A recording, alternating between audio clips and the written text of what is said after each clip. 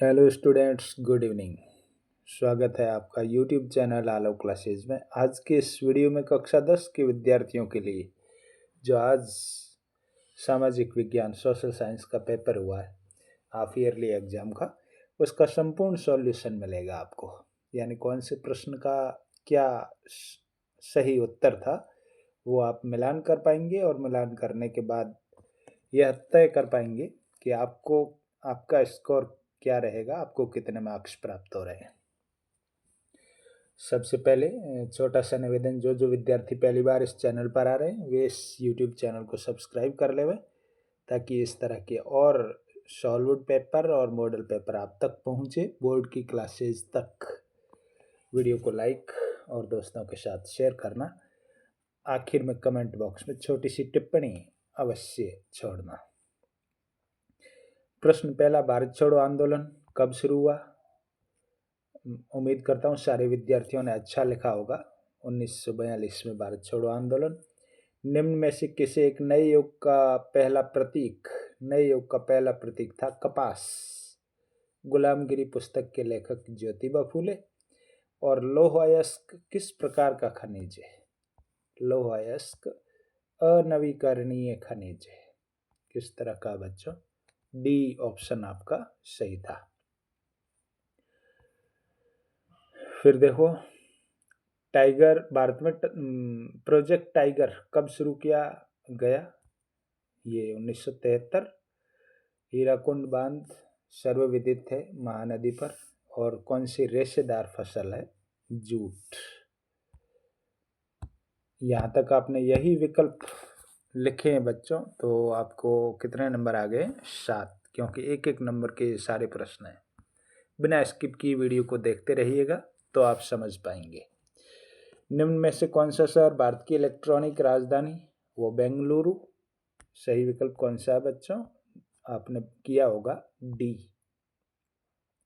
भारतीय रेल परिवहन को कितने रेल प्रखंड रेलवे जोन में पुनः संकलित किया गया? वो है 16। पंचायती राज व्यवस्था में महिलाओं के लिए आरक्षण का प्रावधान 1/2। और 2011 की जनगणना के अनुसार देश में अनुसूचित जातियों का हिस्सा 16.6% है। 12वां, राजनीतिक दल जो सरकार बनाता है वो क्या कहलाता है? वो कहलाता है सत्ताधारी दल। और जिसकी सरकार नहीं बनती वो सबसे बड़ी पार्टी विपक्षी दल कहलाती है। दुनिया के अधिकांश समाज पुरुष प्रधान। यूरोपीय संघ का मुख्यालय ब्रुसेल्स। किसी देश का विकास किस आधार पर निर्धारित किया जाता है? उसमें ये तीनों चीजें देखी जाती, इसलिए डी ऑप्शन आपका सही होगा। भारत में सबसे बड़ा उत्पादक क्षेत्रक वो है सेवा क्षेत्रक। और आगे बढ़ते हैं।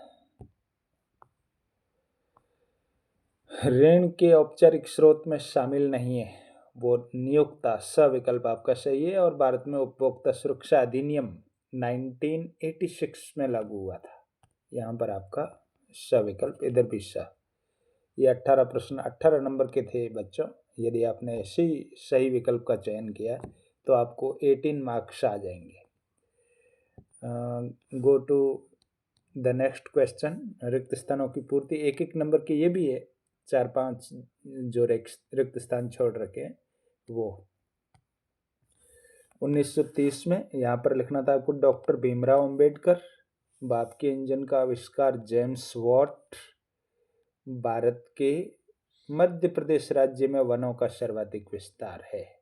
और कृषि एक प्राथमिक क्रिया है। कृषि तथा एक दूसरे से पृथक नहीं है, कृषि और उद्योग। और राजनीतिक दल के 3 प्रमुख हिस्से हैं। 3 प्रमुख हिस्से कौन से? नेता, एक्टिव वर्कर यानी सक्रिय कार्यकर्ता, और अन्य लोग।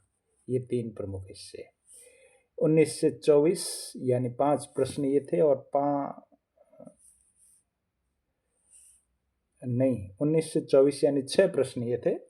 और 6वां का अंक बार भी 6 था। आपने यदि ऐसे ही लिखा है तो आपको 6 नंबर इस प्रश्न में भी मिल जाएंगे। आगे बढ़ते हैं, वीडियो में बने रहिए, बिना स्किप किए देखते रहिए, आप समझ पाएंगे। मुद्रण क्रांति से आप क्या समझते हैं? यानी जो हाथ से लिखी हुई जो भी चीज़ें, उस लिखे हुए टेक्स्ट को प्रिंट करना या छापना किताबों के रूप में, वो मुद्रण क्रांति कहलाती। शासन के 3 प्रमुख घटक कौन से हैं? 3 प्रमुख घटक वो मैंने इधर लिखे, लीडरशिप एंड ओवरसाइट यानी नेतृत्व करना, पॉलिसीज एंड प्रोसीड्यूर्स यानी योजनाएं बनाना, उसका क्रियान्वयन करना, और तीसरा घटक था रिस्क मैनेजमेंट यानी रिस्क प्रबंधन। लोकतंत्र से आप क्या समझते हैं? लोकतंत्र का मतलब है, मैंने हालांकि अंग्रेजी में लिखा, system of government where the people hold the power, यानी शासन का वह रूप जिसमें लोगों के पास वास्तविक शक्तियां होती है, टिपिकली बीइंग इलेक्टेड रिप्रेजेंटेटिव, और खासियत ये है कि उस शक्ति का उपयोग चुने हुए प्रतिनिधि करते हैं टू मेक डिसीजन लेने के लिए या निर्णय लेने के लिए। मुद्रा की कोई 2 आधुनिक रूप, मुद्रा के आधुनिक रूप कौन से? करेंसी नोट एक तो, और दूसरा कॉइन्स यानी सिक्के। भारत में उपभोक्ता आंदोलन के 4 कारण इधर लिखे हुए हैं। एक्सप्लॉयटेशन थ्रू अनफेयर ट्रेड, यानी उपभोक्ता आंदोलन क्यों होते हैं? जब उनका शोषण होता है किसी अनफेयर ट्रेड यानी गलत व्यापार के द्वारा, लेक ऑफ लीगल सिस्टम या फिर वैध सिस्टम की कमी हो, ग्रोइंग कंज्यूमर अवेयरनेस, लोगों में जागरूकता बढ़ रही है, और नीड फॉर कलेक्टिव एक्शन। ये उपभोक्ता आंदोलन के 4 कारण जो मैंने नोट किए। फिर छोटे छोटे और प्रश्न, 2-2 अंक के। सविनय अवज्ञा आंदोलन में किसानों की भूमिका स्पष्ट कीजिए। भारत में मुद्रण से पहले की पांडुलिपियों पर टिप्पणी। औद्योगिकरण से भारतीय सूती वस्त्र उद्योग में क्या बदलाव आए? इनके बड़े उत्तर है, बड़े आंसर है, वो आपने लिखे होंगे। भूमि निम्नीकरण को नियंत्रित करने के उपाय। जल संसाधन के प्रमुख स्रोत संक्षेप में बताओ। प्रमुख स्रोत कौन से जल संसाधन के? जैसे सतही जल, सरफेस वाटर, ग्राउंड वाटर, भूमिगत जल, और रेन वाटर, ये प्रमुख स्रोत है।